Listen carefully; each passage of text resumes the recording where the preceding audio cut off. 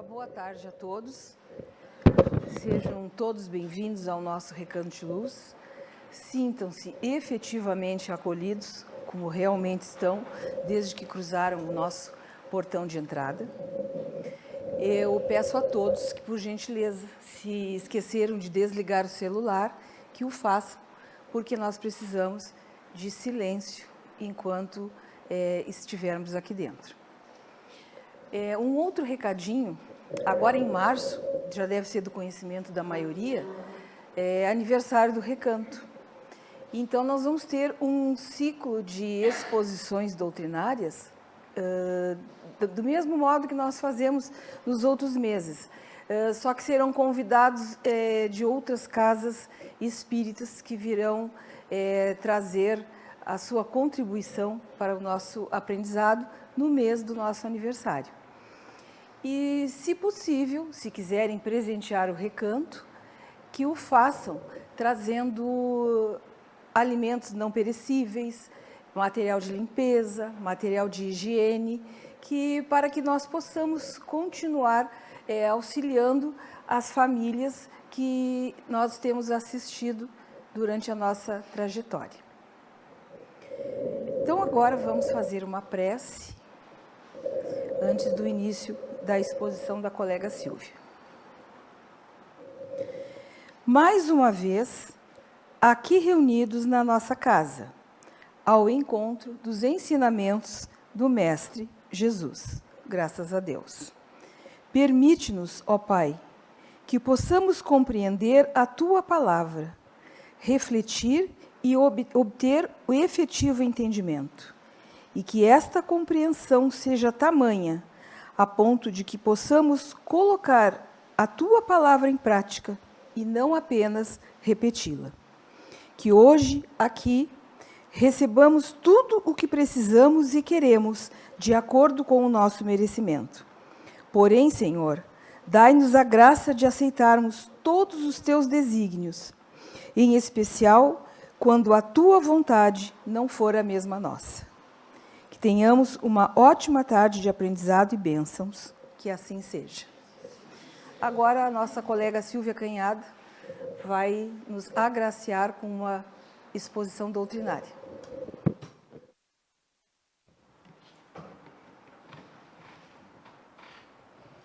Boa tarde a todos. Que as bênçãos do Mestre Jesus recaiam sobre nós, nos harmonizando, para que possamos ter uma boa compreensão dos seus ensinamentos que vamos refletir na tarde de hoje. E dando continuidade, o ensinamento de hoje é um estudo do nosso livro Pão Nosso, que foi escrito pelo Chico Xavier através do Espírito Emmanuel. E nesse capítulo para hoje, que tem como título Pensa um pouco, que só o título já nos diz muito, né? Que nós precisamos pensar, diz o seguinte: as obras que eu faço em nome de meu Pai, essas testificam de mim. Jesus nos diz isso. Está lá em João, capítulo 10, versículo 25. E Emmanuel nos esclarece: é vulgar a preocupação do homem comum relativamente às tradições familiares e aos institutos terrestres a que se prende nominalmente, exaltando-se nos títulos convencionais que lhe identificam a personalidade. Entretanto, na vida verdadeira, criatura alguma é conhecida por semelhantes processos. Cada espírito traz consigo a história viva dos próprios feitos e somente as obras efetuadas dão a conhecer o valor ou o demérito de cada um. Então, o que Emmanuel nos diz nesse primeiro parágrafo? É uma reflexão da importância que nós, quanto espíritos encarnados que somos, costumamos dar aos valores, aos títulos, o valor que nós damos aos títulos, à posição social, a todas essas posições que nós ocupamos frente à família, no trabalho, na sociedade como um todo, né? Nesse mundo que nós estamos vivendo, que é um mundo predominantemente material, porque infelizmente nós damos muito valor às coisas materiais e, por consequente, nós damos valor a isso, às posições sociais pelas quais os indivíduos se destacam. Nós muitas vezes não valorizamos o ser humano, na nossa família, os nossos amigos, por aquilo que eles são realmente como pessoas, como seres humanos. Mas muitas vezes, pela posição social, pelos bens materiais que eles têm, pelos cargos que eles ocupam na sociedade, se eles são uma pessoa de prestígio,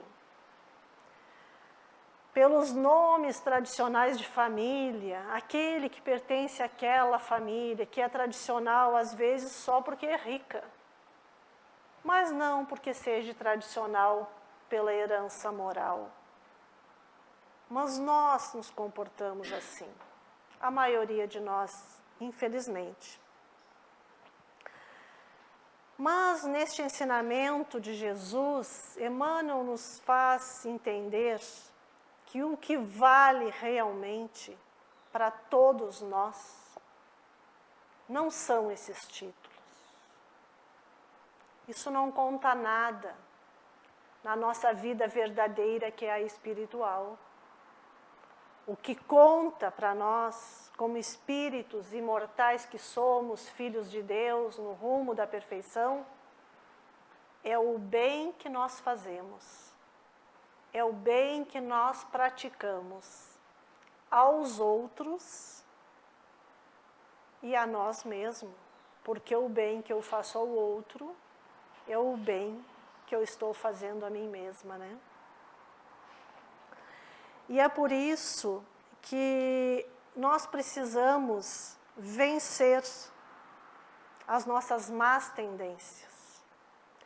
Porque um dos nossos objetivos, pelo qual nós somos reconhecidos por Deus e por Jesus, é pelo esforço que cada um de nós faz para vencer as suas más tendências.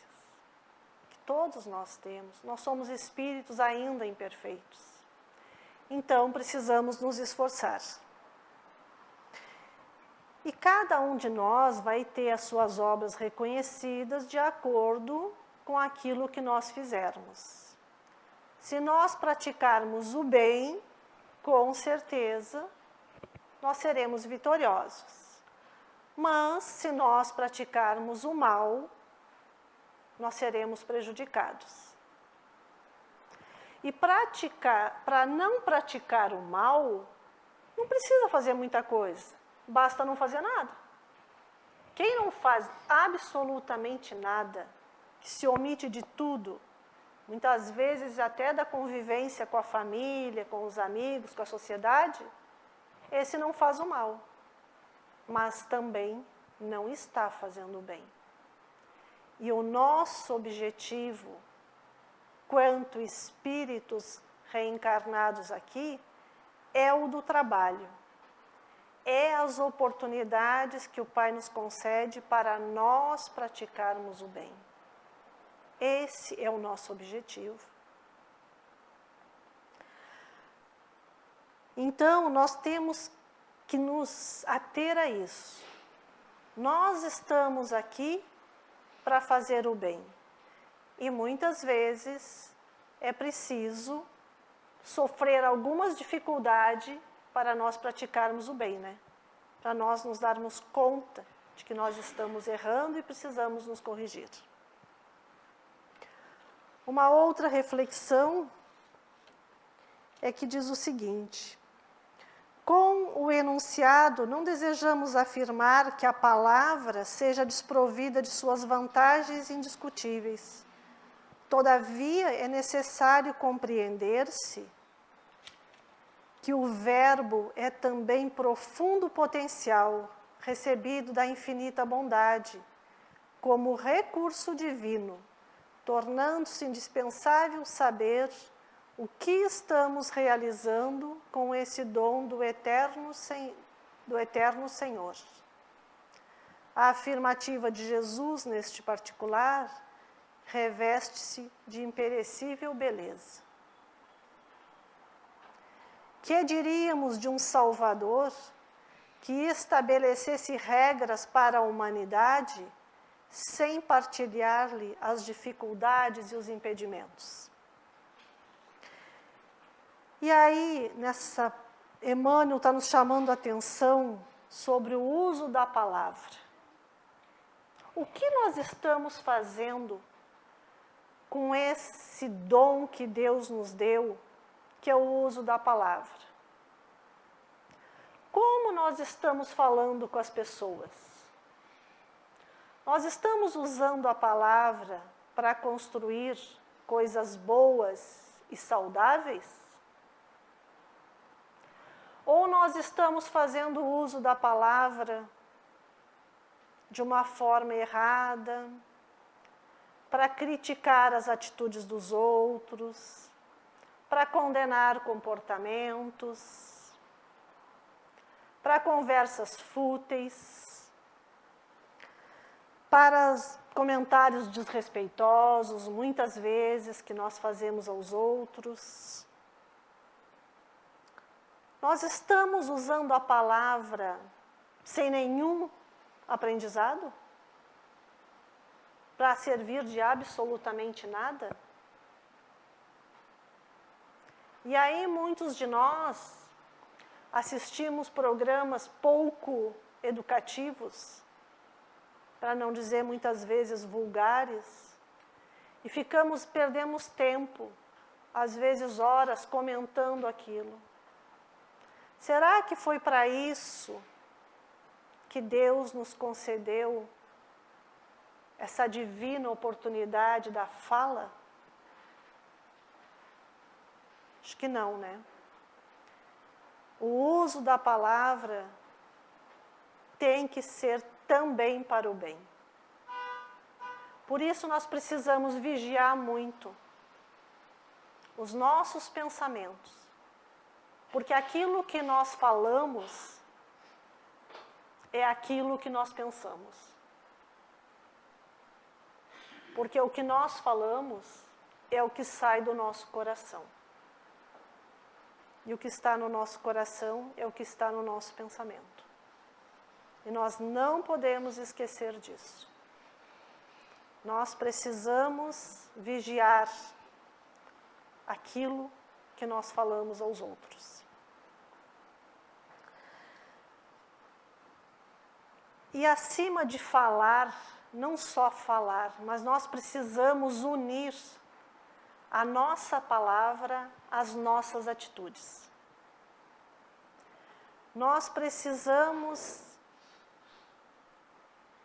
aquilo que nós falamos, nós temos que pôr em prática. Porque não basta falar coisas bonitas, é necessário que nós as pratiquemos no dia a dia.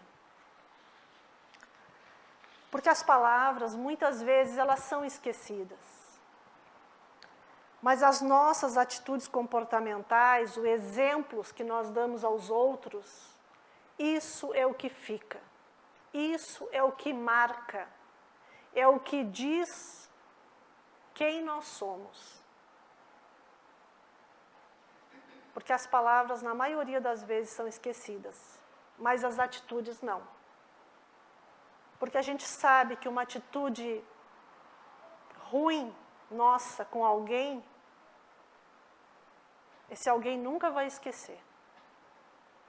Assim como uma atitude boa também, aquela pessoa não esquece. Ela vai lembrar mais adiante. Então nós precisamos disso.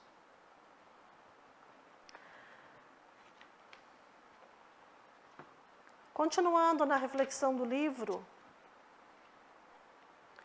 diz o seguinte: o Cristo iniciou a missão divina entre homens do campo, viveu entre doutores irritados e pecadores rebeldes, uniu-se a doentes e aflitos, comeu o duro pão dos pescadores humildes e terminou a tarefa santa entre 2 ladrões.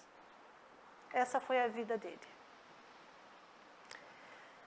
Por isso a gente pensa, reflete, se Jesus, que era um espírito superior, que teve que se sacrificar, passou por tanto de sabores e decepções conosco, seus irmãos, para que pudesse nos trazer os seus ensinamentos, para que ficassem para a eternidade, para que nós, como irmãos rebeldes que somos, que não aprendemos numa encarnação, e que precisamos de outra, e esses ensinamentos dele ficaram para sempre.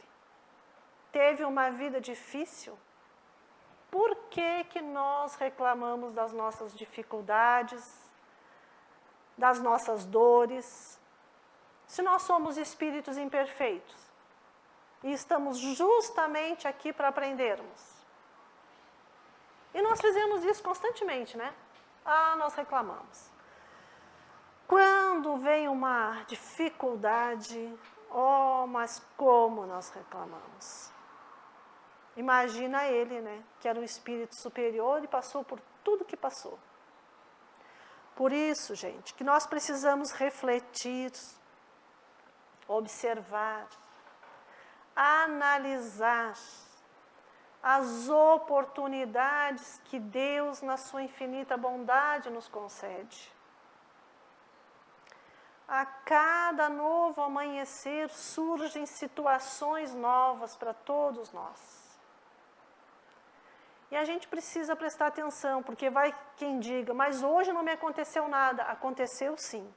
Sempre acontece alguma coisa que é a oportunidade de nós sermos melhores. Mas assim, a forma como nós enfrentamos essas dificuldades, se nós as enfrentamos com paciência, com coragem, com resignação, com humildade, elas se transformam em provas que nós vamos conseguir superar. E nós vamos vencer.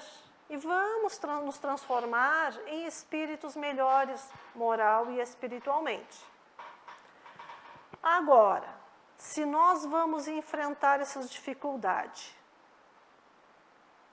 com rebeldia, revoltados contra Deus e o mundo, nos tornando pessoas agressivas, impacientes, com ódio no coração, com rancor, nos achando os pobrezinhos e os coitadinhos, essa, em vez de prova, vai se transformar numa expiação. Por quê? Porque além do sofrimento normal que nós iríamos passar, esse sofrimento vai duplicar, triplicar. O peso para nós é muito maior, por causa da nossa revolta. E quando nós nos revoltamos, não nos conformamos, o que nós atraímos para perto de nós? Todas as energias ruins do mundo. Porque aqueles que se encontram em sofrimentos, eles se comprazem com o nosso e se unem a nós, aumentando a nossa carga emocional negativa. Por isso nós precisamos ter paciência e sempre refletirmos de que Deus não coloca um fardo maior do que aquele que nós podemos carregar. Se está na nossa porta, se é a nossa prova, gente, é porque nós temos condições de seguir. Então vamos ter fé, vamos acreditar e nós vamos conseguir.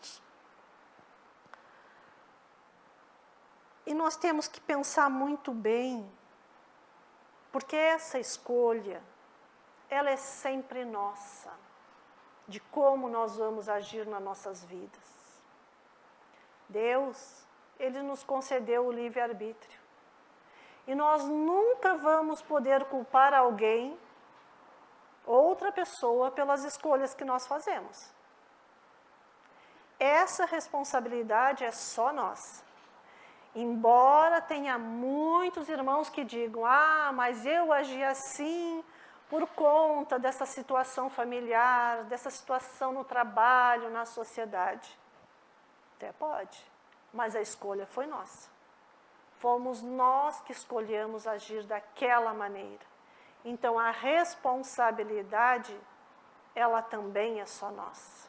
E nós não podemos esquecer disso. E para que nós possamos ter boas atitudes, só tem uma maneira. É nós nos livrarmos das nossas imperfeições morais, dos nossos vícios morais. E os piores são orgulho, egoísmo e vaidade. Se nós trabalharmos diariamente, todos os dias um pouquinho, tentando e eliminando um pouquinho das nossas imperfeições, nós vamos estar dando um passo à frente. E quando nós eliminamos as nossas imperfeições, nós melhoramos as nossas virtudes, que são a paciência, a benevolência, a humildade, a indulgência, o perdão das ofensas, né? Que são as nossas virtudes. Então, nós estamos aqui, é para isso.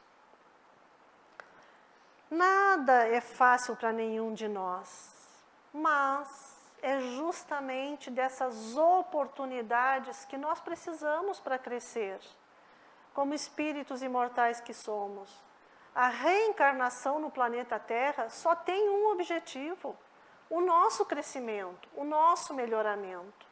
E nós não podemos perder essa oportunidade que Deus nos concede.